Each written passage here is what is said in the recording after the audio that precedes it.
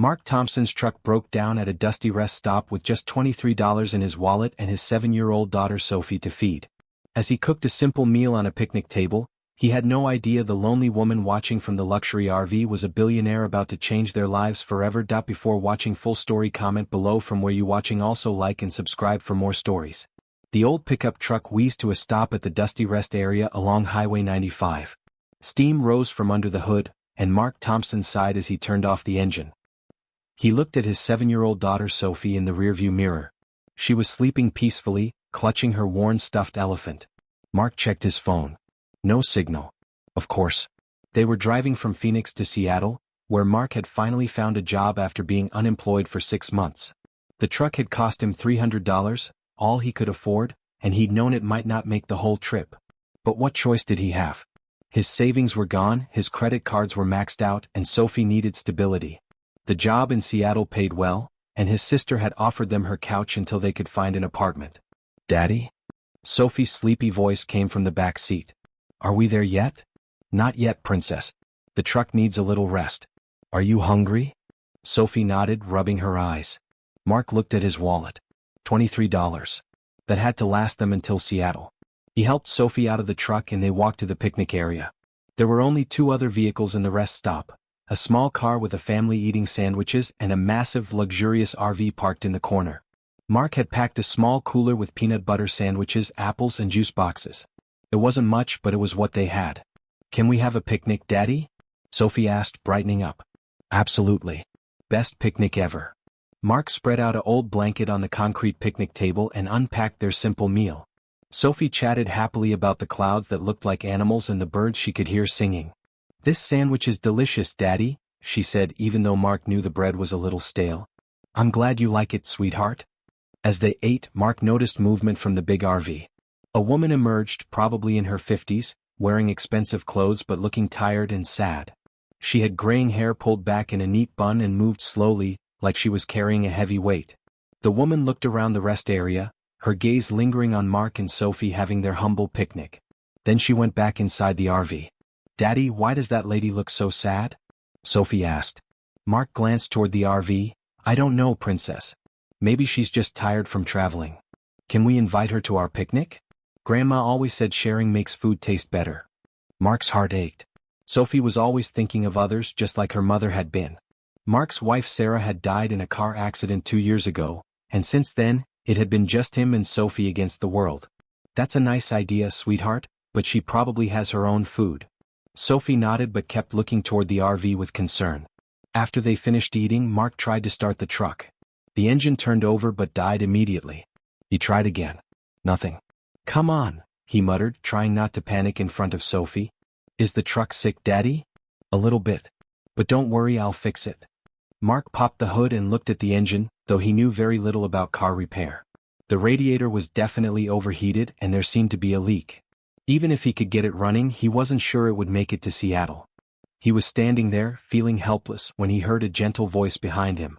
"Excuse me, are you having car trouble?" Mark turned to see the woman from the RV. Up close, she looked even more tired, but her eyes were kind. "Yes, it's overheated. I think there might be a leak in the radiator." The woman nodded. "I'm Victoria. Victoria Sterling. And you are?" "Mark Thompson. That's my daughter Sophie." Sophie waved shyly from where she sat on the picnic table. "Hi. Do you want to share our picnic? We have apples." Victoria's face softened. "That's very sweet of you, dear. What's your elephant's name?" "Mr. Peanuts. He goes everywhere with me. He's very handsome." Mark felt embarrassed about their situation. This woman was clearly wealthy, her clothes, her jewelry, the massive RV, and here he was, broken down with a 7-year-old and $23 to his name. "I'm sorry my daughter bothered you," he said. "We'll be fine. I just need to figure out the truck." Victoria studied him. "Where are you headed?" "Seattle. I have a job starting Monday." "That's quite a drive. Especially in." She glanced at the old truck diplomatically. "It's all we have," Mark said quietly. Victoria was quiet for a moment. "Would you like to come into my RV for some cold water? It's terribly hot out here and your daughter looks thirsty." Mark hesitated. He didn't want charity, but Sophie did look hot and tired. "Just for a few minutes," Victoria added. "I have excellent air conditioning." Sophie perked up. Can we, Daddy? Please? Mark nodded reluctantly. Just for a few minutes. Victoria's RV was incredible. It was more like a luxury apartment on wheels with marble countertops, leather furniture and a full kitchen. But despite the expensive surroundings, it felt empty and lonely. Wow. Sophie breathed. It's like a palace. Victoria smiled, the first real smile Mark had seen from her. Thank you, dear. Would you like some lemonade? Yes, please. As Victoria poured drinks, Mark noticed there were no personal photos anywhere. No family pictures, no mementos. Just expensive, impersonal furniture. Are you traveling alone? Mark asked. Yes, Victoria said simply. I often travel alone. That must be lonely. Victoria glanced at him sharply, then her expression softened. Yes, it is. Sophie was exploring the RV with wide eyes. Do you live in here? Sometimes. I have a house too, but I like traveling. Where's your family? Victoria's smile faded. I don't have family, sweetheart. It's just me. Sophie looked confused. Everyone has family. You could be part of our family. Right, Daddy? Mark felt his cheeks burn. Sophie, that's not how it works. But Victoria knelt down to Sophie's level. That's the sweetest thing anyone has said to me in a very long time. My daddy makes the best pancakes, Sophie continued, oblivious to the adult discomfort. And he reads really good bedtime stories. And he gives the best hugs when you're scared. He sounds like a wonderful daddy. He is. Do you want to see my pictures? Sophie pulled out a small photo album from her backpack. Pictures of her and Mark, some including Sarah before she died. This is my mommy, Sophie said, pointing to a photo. She's in heaven now, but Daddy says she watches over us. Victoria's eyes filled with tears.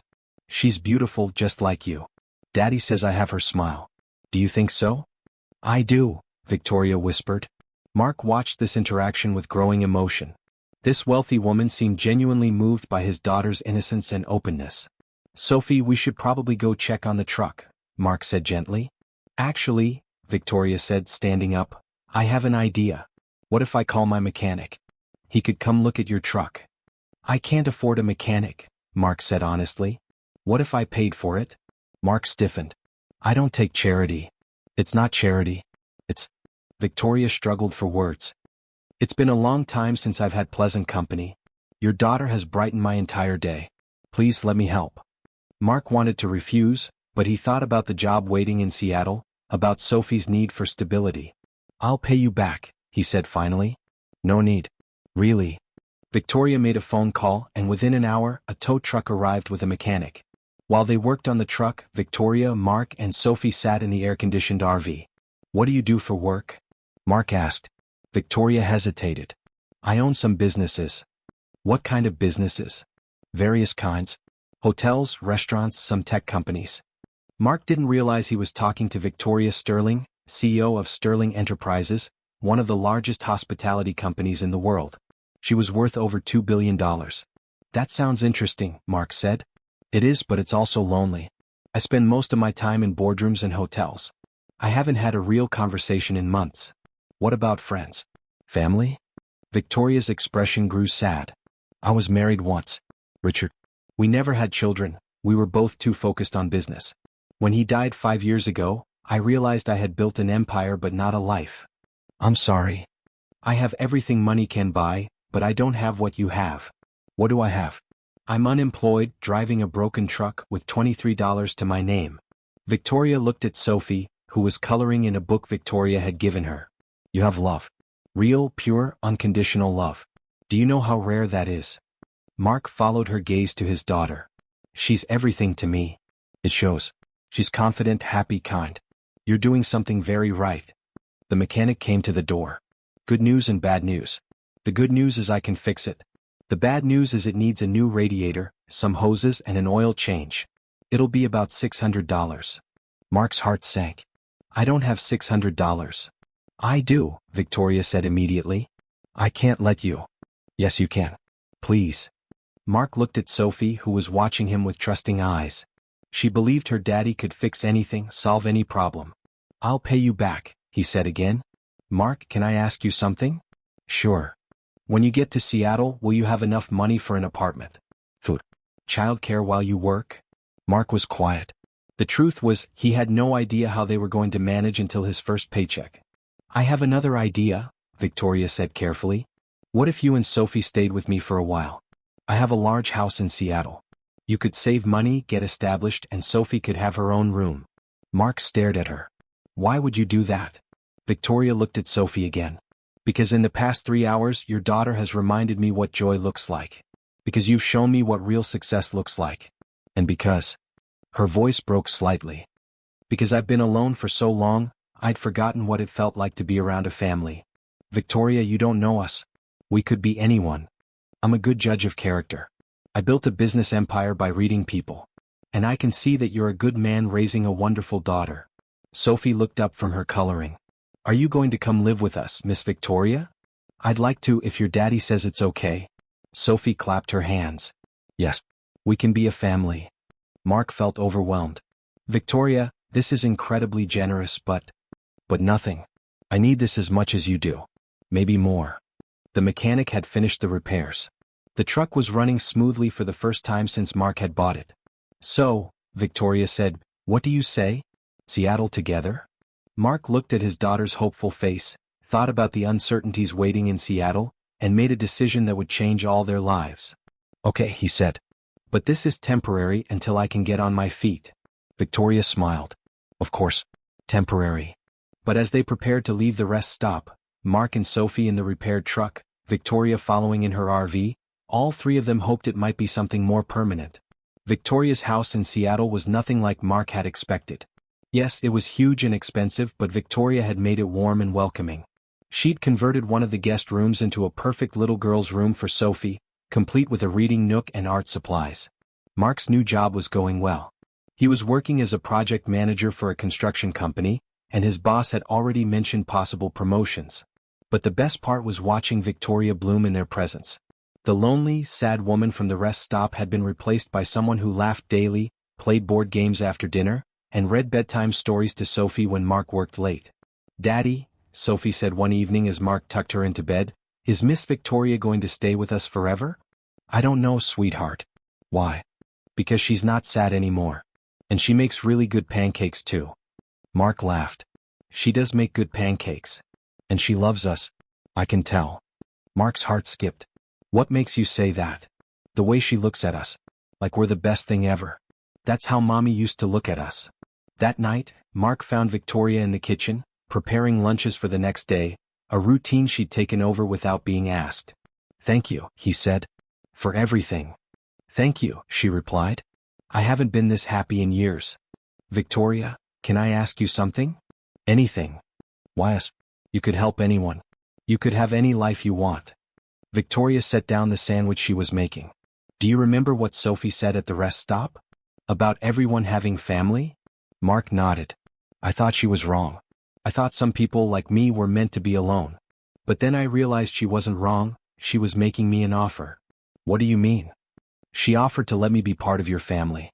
And you've shown me what home feels like." Mark stepped closer. "Victoria, these past 2 months, I need you to know that this isn't just gratitude." "What is it?" "I'm falling in love with you." Victoria's eyes filled with tears. "I've already fallen." "What does that mean for us?" "It means," Victoria said, stepping into his arms, "that a rest stop breakdown was the best thing that ever happened to me. Even though we come as a package deal? Me and a 7-year-old with strong opinions about pancakes." Victoria laughed. "Especially because of that." They kissed, and for the first time since Sarah died, Mark felt complete. The wedding was small and perfect. Sophie was the flower girl, wearing a white dress that Victoria had let her pick out. She took her job very seriously, making sure every petal was perfectly placed. "Do you, Mark Thompson, take Victoria Sterling to be your wife?" "I do," Mark said, looking at the woman who had changed his and Sophie's lives completely. "Do you, Victoria Sterling, take Mark Thompson to be your husband?" "I do," Victoria said, her voice strong and sure. "And Sophie," the minister said, smiling at the little girl, "do you promise to love and help take care of your new family?" Sophie nodded seriously. "I do.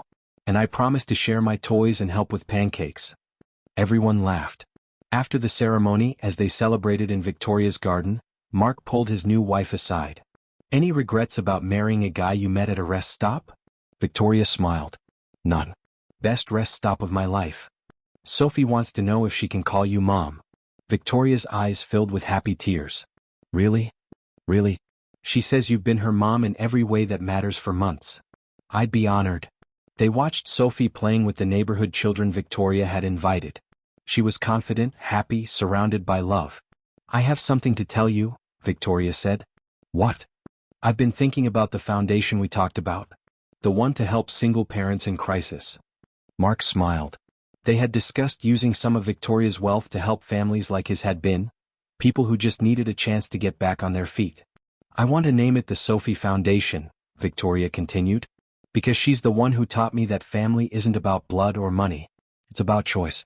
It's about opening your heart to people who need love." Mark kissed his wife. "She'd love that. And I want our first project to be that rest stop. I want to buy it, fix it up, make it a real place where families can stop safely. Maybe add a playground, clean bathrooms, a small store with emergency supplies." "You want to fix the place where we met?" "I want to make sure other families in crisis have a safe place to stop. And maybe," Victoria grinned, "a place where other lonely billionaires might meet the families they never knew they needed." That evening, as they put Sophie to bed in her new house, their house, Sophie looked up at her parents. "Mama Victoria?"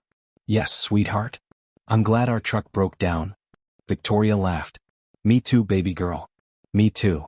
Mark watched his wife, former lonely billionaire Victoria Sterling, now devoted mother and wife, read Sophie a bedtime story, and marveled at how much their lives had changed. A broken-down truck, $23, and a simple picnic had led to a love story none of them could have imagined. Sometimes the best things in life happen when you least expect them. Sometimes a rest stop is really a beginning. And sometimes, when you share what little you have, you end up with everything you never knew you wanted.